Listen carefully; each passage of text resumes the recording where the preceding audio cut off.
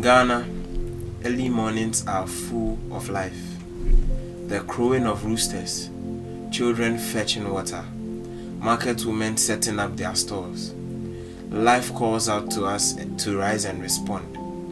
Today's devotional theme is a call to worship, anchored in Psalm 95, 1 to 11. Just as a new day beckons, God is constantly calling his people to himself, inviting us into something deeper, richer, and more life-giving. And how often we hear that call but hesitate. Life's burdens weigh heavy. The farmer anxious about his harvest.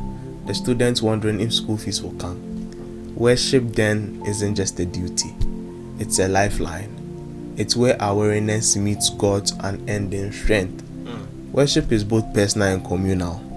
A song whispered on a dusty road and a shout among the gathered saints. It is God saying, "Come to me," and we saying, "Here we are." Psalm 95 opens with an invitation so full of energy.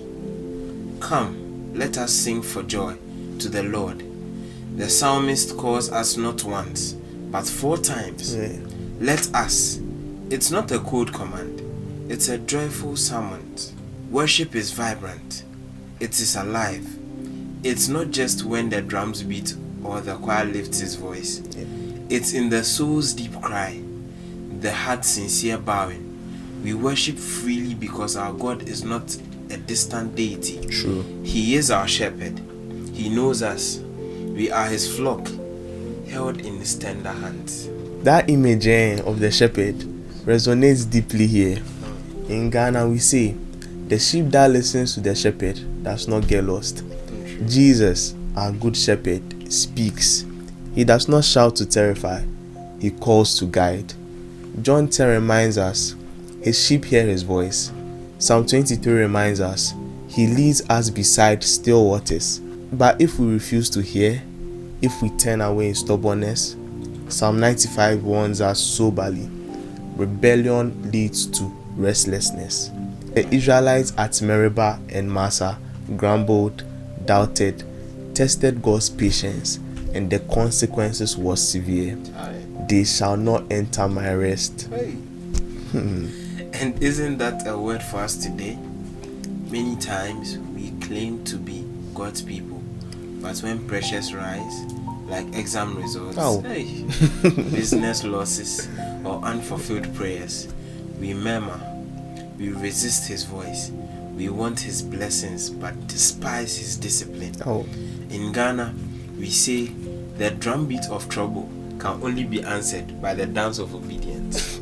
God's call to worship is also a call to listen, to trust, to obey, even when the road is hard.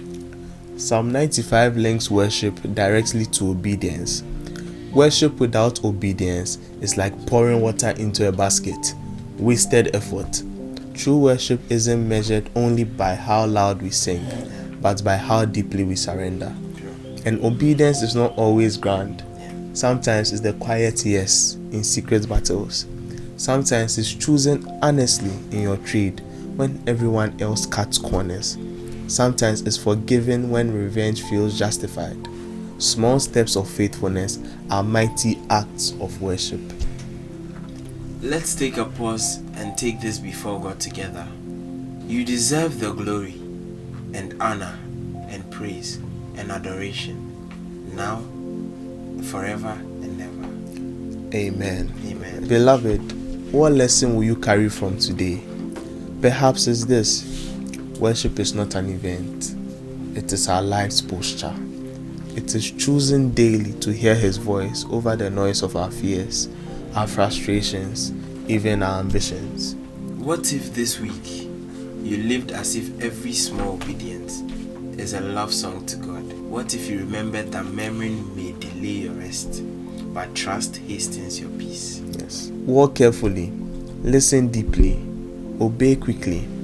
In Ghana, we also say, the path does not confuse the traveler who watches the sun. If Christ is our true light, then every call to worship is a call to journey deeper into his heart. And remember this: if we believe that God is truly in all things, then that belief must compel us to act differently in the world. Yeah. Our journey with God is ongoing. He is constantly inviting us deeper into His great mystery, into who we are, and into who we are called to be.